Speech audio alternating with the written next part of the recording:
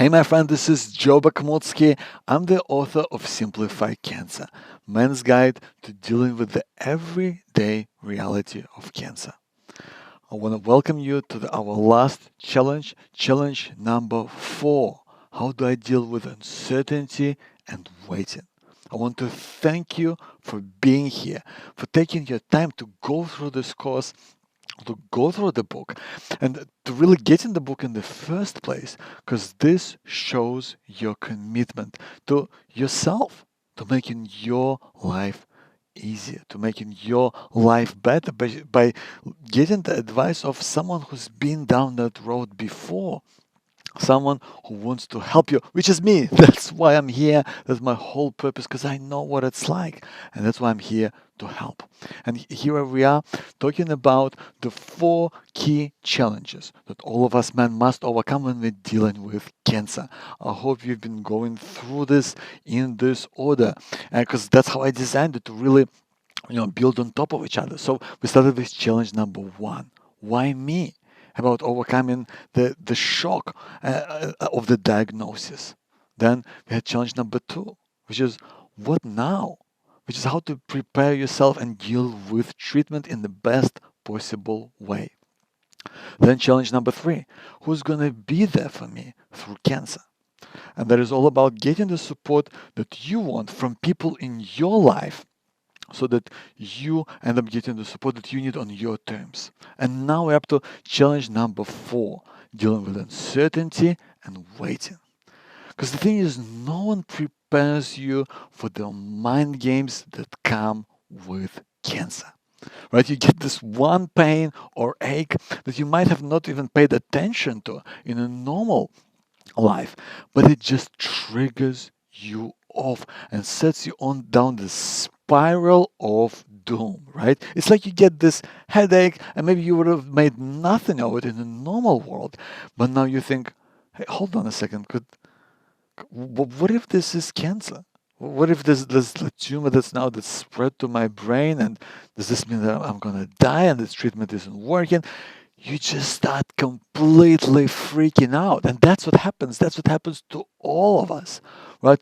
We're forced to deal with these things, and no one prepares you for that, right? And that's normal, right? Because you don't know how a thing's going to turn out. No one tells you what to do. It's just this uncertainty is just killing you. It's so hard to take, right? Because you're constantly waiting for the next thing, the next appointment, the next scan result, the next treatment. You're always in between things. And that's what makes it so hard. There's so much information that you just become, overwhelmed, right? And that puts you on edge. That makes you tense, that makes you anxious, that makes you worried. And you have to find ways around that, right? So what the first thing I want to talk to you about is really what I refer to as locus of control, which is really thinking about putting then again the perspective of what can you actually directly control or influence during cancer. Because we think it's completely out of control, but that's because we kind of look at it from above, right? We don't really look at the specific things. And I strongly believe that there is only really one thing that we completely cannot control, which is whether the treatment you're going through is going to work or not. That is what we can't control. But everything else we can either control or influence. That includes your worries. That includes how do you deal with worry? How do you deal with things when they come up and they start spinning out of control, or whether you put mechanisms in place or a process to deal with that? And that's what we talked about in challenge number 2 with 4 gates of stability. The amount of support that you receive. We also spoke about that in challenge number 3, which is about getting the support that you want on your terms. Because if you are transparent and if you're direct about the support that you need, you can get that from people in your life, from your family, from your friends, from people around you, from your medical team, and of course support services that are available to you. We just don't know that they're there, which is some of them are incredibly fantastic. I've talked about in challenge number 3 again. the cancer nonprofits who can put you in touch with all those incredible things that could really help you through it, with financial help, with legal help, with just psychological help, where someone can just listen to you, right? Because it doesn't have to be as hard as it is right now. We can find out about all these things to make it a little bit easier. And of course, knowledge, right? That's been a key subject, what we covered in challenge number 2, is to how to become an expert on your own illness so that you know exactly what's happening every step of the way. And when you are prepared, when you know what's coming, you can find out how to deal with it. So turns out that there's a lot of things that you can actually control or influence. And that's, I think, crucial to know, because worry is inevitable. It's going to come one way or another. It's here. It's about finding ways to deal with it and putting worry in its place. And there are several tools that we talked about before. We talked about worry time, which is setting aside some time to work through your worries. Maybe 5 or 10 minutes a day when you can go, this is what I'm going to look through these things, and I'm going to examine it and see it for what it is. There's a worry list. We also talked about it in challenge number 2. If you haven't gone through that, please go back and check it out. We talked about making a list of worries and working through that list. And we also had an example of the outcome map, which is a great tool that I've developed to just work through a specific worry that's troubling you right now. Well, we can also apply the outcome map to also specific events or milestones that are coming up. So we can work through it using the outcome map. I'm going to give you a different example. This is what I used for my first post-chemo checkup, which was a really uncomfortable time. Since my 9 weeks of treatment for chemotherapy have finished, this was all the way after the surgery, we had to wait for 6 weeks to see if the treatment has actually worked. And let me tell you that the waiting part was not fun. So this is what I drew up. I drew up the outcome. I thought, what are the 2 possible, or 3 or whatever possible, what are the possible outcomes? What could happen? And I've literally drawn this out, because it helps you to put things into context. And I realized, well, it's possible that the cancer is gone or that the cancer is still there. So then I thought, well, what about the likelihood? What is the likelihood that it's going to be gone? Well, in my case, it was pretty high. And I put it down as 80%, and I put it down as 20% that it's still going to be there. Well, then I thought, well, what can I do if it's still there? And I think that's what scares us. It's the unknown. That's what's scaring us the most. So I wanted to do something about it. I wanted to dispel that knowledge, something that I'm urging you to do. When you do this and you write this out for yourself for the next event or a milestone, when you're waiting for something, to then think about, well, what can I do to find out about it right now?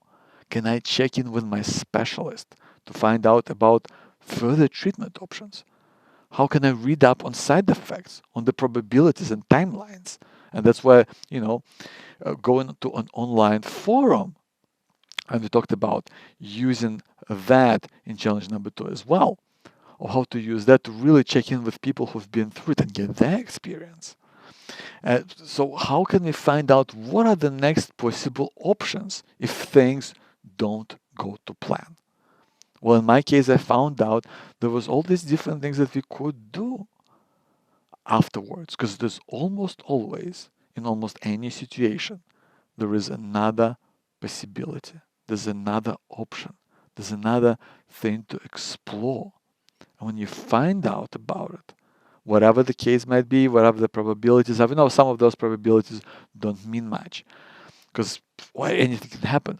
But when you know what's happening, when you understand that there are options and there are different roads to go on, that's what gives you some of that peace of mind that you know what's happening. And I literally would carry this thing with me, and when things would go to me, I would just bring it out and go through it and analyze it, and it would calm me down just because I knew that I could visualize it, I could see it outside of just my head where it's not running off in this spiral of doom. I could see that there are different options and there are different outcomes, and in some way I'm prepared, and that makes you feel better.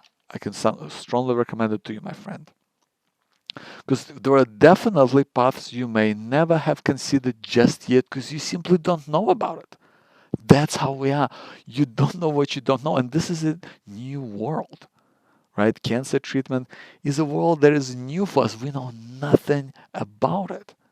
And I think the question that you could be asking your specialist and your medical team is, are there any clinical trials available for me? Because clinical trials are often the best way to get access to the latest treatment out there. So sometimes it is the best way forward. So do ask your specialist. And if there is something out there, because that is the clinical trial is the best way to access that, because that is really the best way to test against the standard treatment. So in most situations there's what's called the standard treatment, and then there is a clinical trial to see if there's a better way of doing things, and sometimes that's a great option to go with. So now let's talk about diverting worrisome thoughts, because that's what we've just talked about. That we can't really escape that. We know that's gonna come. We know that worries are inevitable, but how can we divert those worries away from controlling your life? And this is why I want to bring you the 3 support pillars that can help you to restore some of that stability, restore some of that calm. And those 3 pillars, I'm going to talk about each one right now. Is one of them is poise, and I'm going to explain exactly what I mean by that. It's going to help you to bring more freedom and joy into your life. Placement is where do you place your energy to release stress and worry, and purpose. And finding time for things that matter, that get your energy and attention away from worries towards things that you enjoy, towards things that are important to you right now and into the future. So let's talk about your presence and the way you are with people that you care about. I think it's so much going on.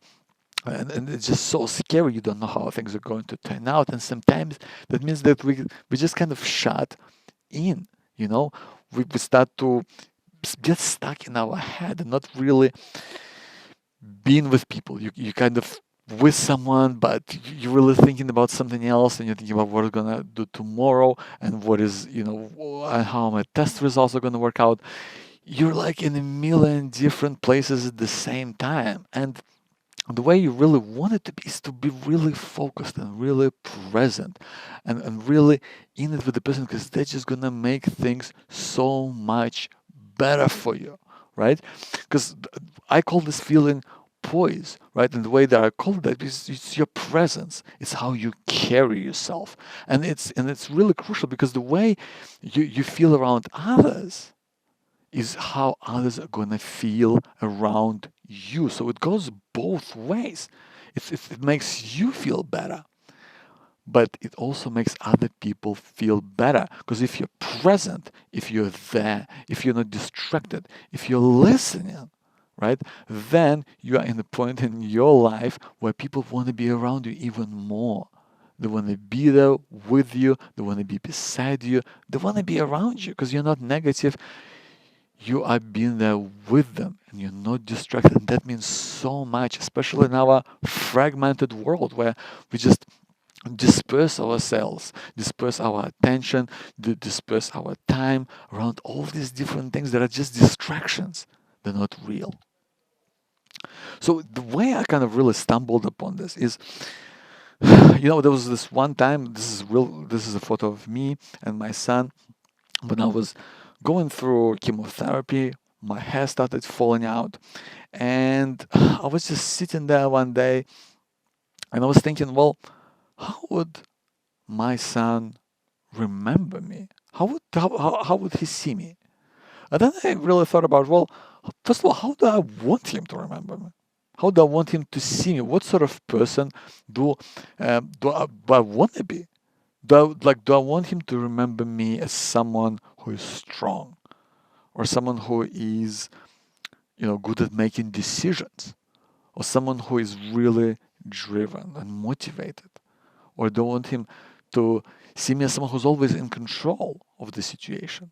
And kind of some of those things made sense to me, but none of it really connected until I found one word: fun.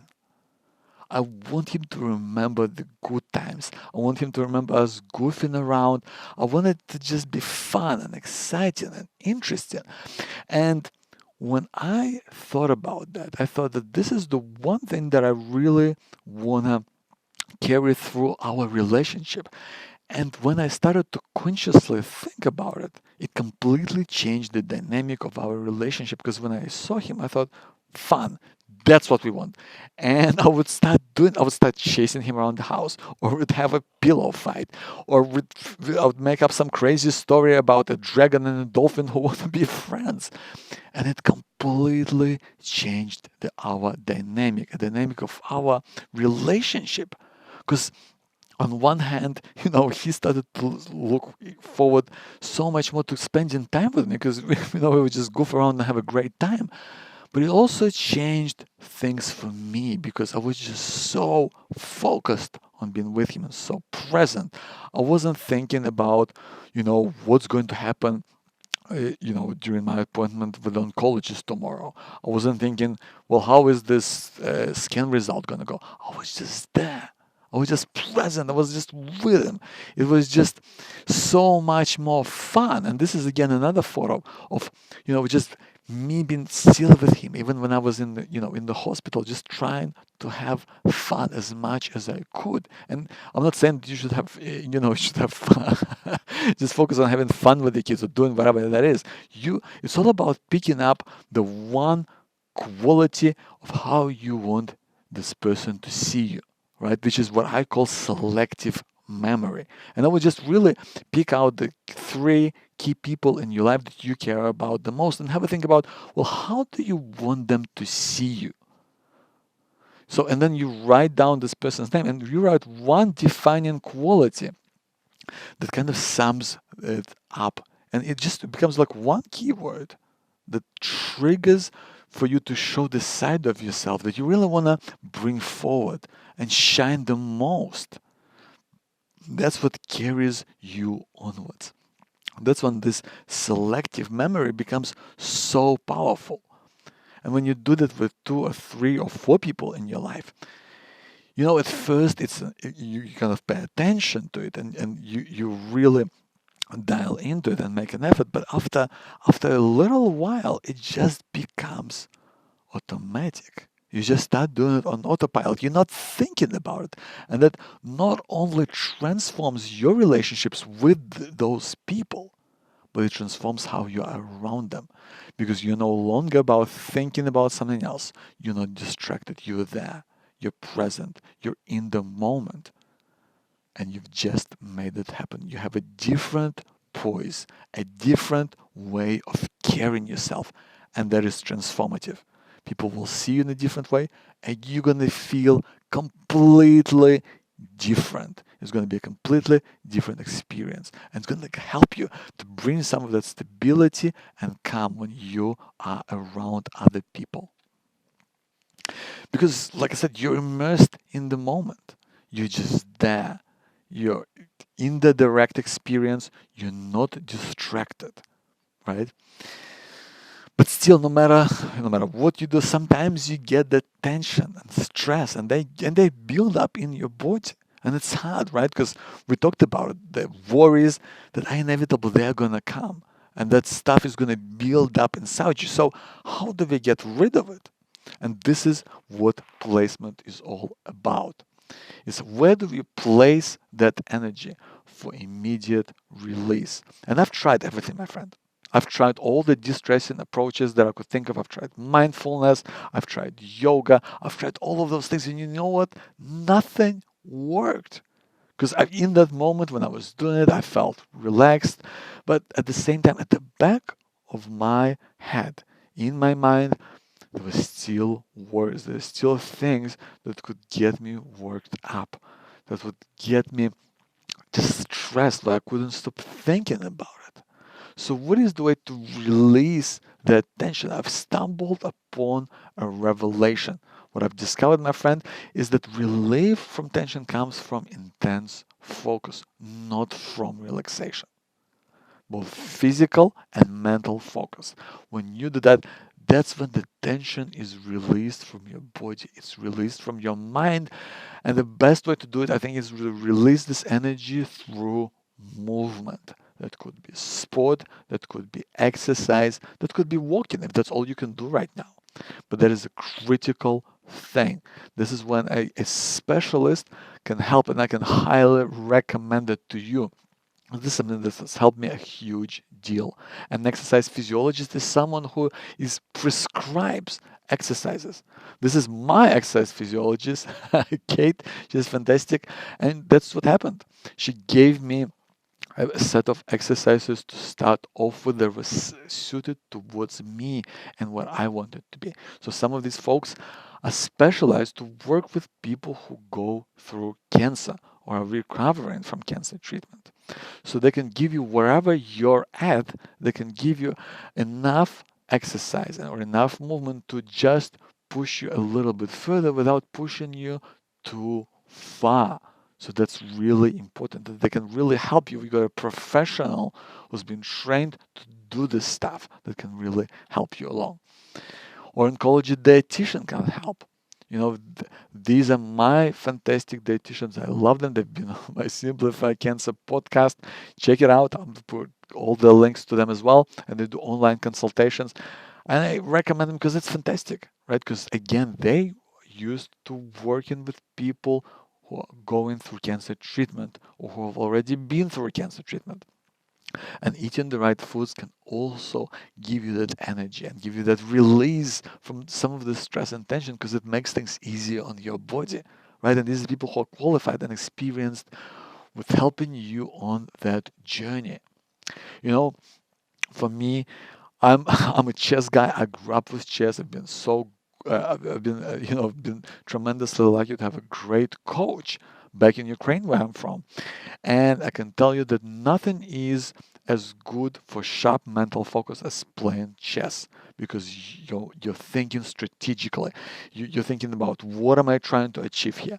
You think about the tactics, about how you can make it happen. You're forcing yourself to put yourself in the other person's shoes. Well, what are they playing? How can I stop that from happening? How can I drive my thing forwards?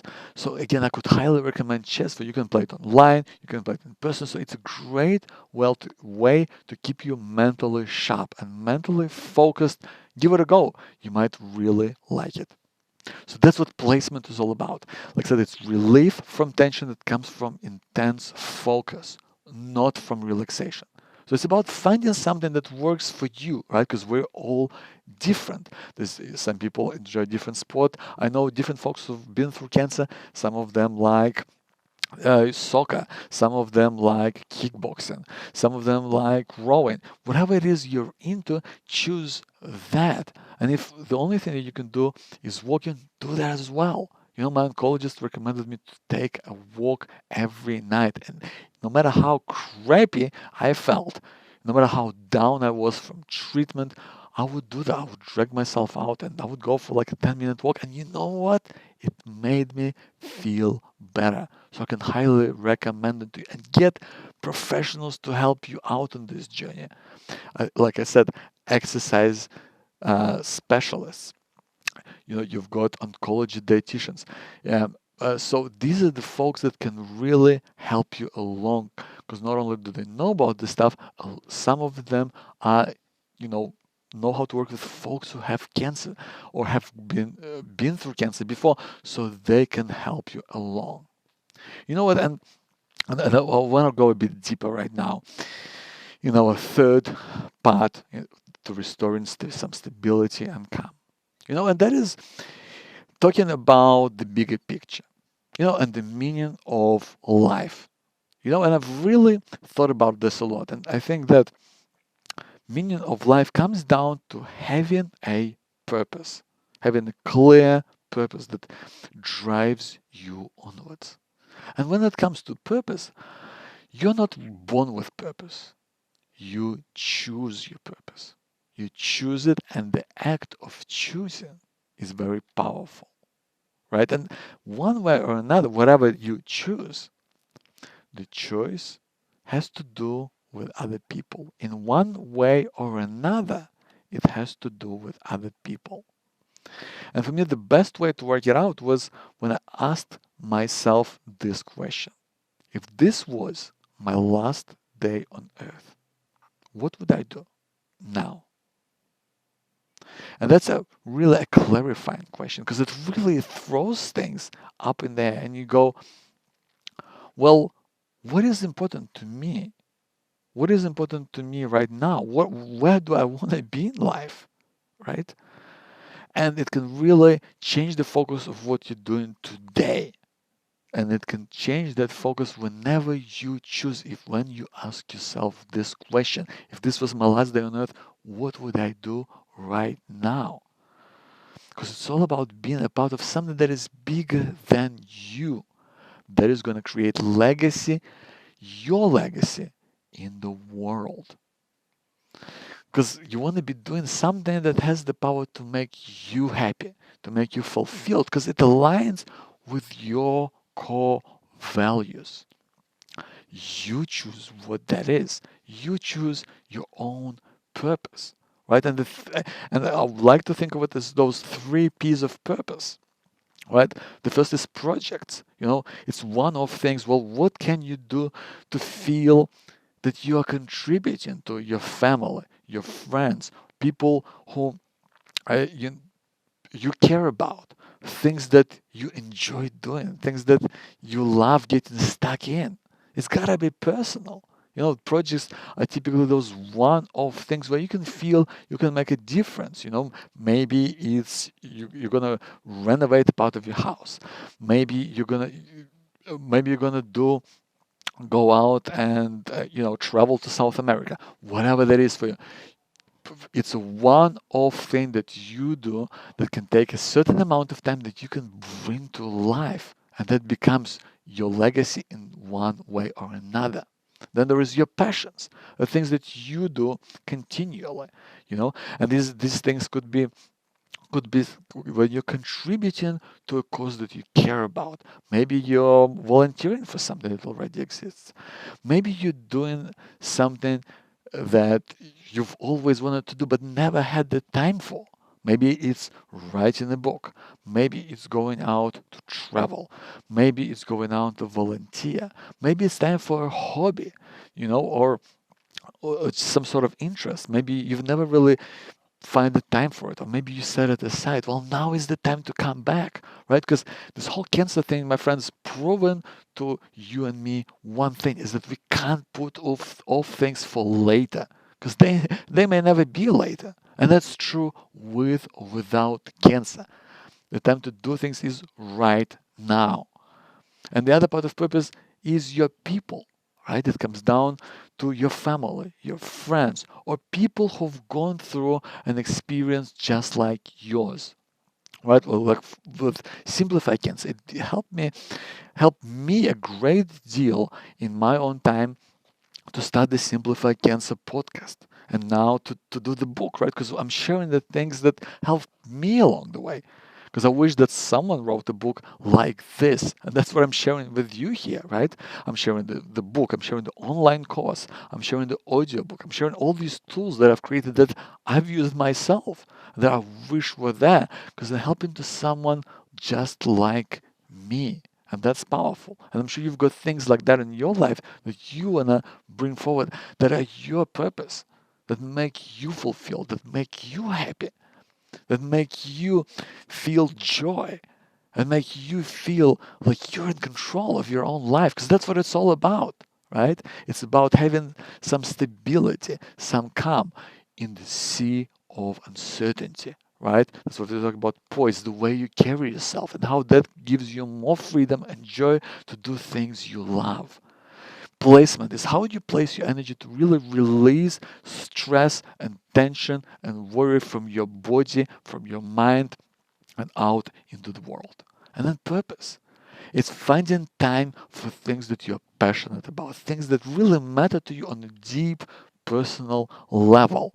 And that will set your focus away from the craziness that comes with dealing with cancer, right? And I think to me, one of the biggest questions that are found in times of waiting and uncertainty is, have I been living my best life? Not somebody else's vision of a great life, but my own best life. Have I really been the person that I want to be? And have I really been the person that I'm proud of? Have I really been looking after myself and doing things that I care about, even if they're small things? Finding things that I enjoy, things that I'm passionate about, and that can really help to bring focus. And also realize that when you have been living your best life, then you have no regrets. You have zero regrets because when you think about it, when you are living the life that you are passionate about, the life that is truly yours, you have no regrets.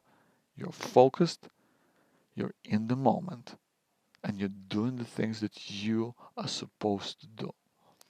That's when you feel more calm, that you feel more stable. That's when you feel more in control. Because the reality is, my friend, that with or without cancer, any day it can be taken away. That's the way that I always think about it, that any day it can be taken away, so make the most of it. I know that this is a tough time for you right now. I want to thank you so much for getting this book, for going through this video course, because I really believe that it can help you along. But doing the things for yourself in this critical time that will help you to stay on course through the craziness of cancer, because our hope is the only thing that is stronger than fear. I want to thank you so much for going through this.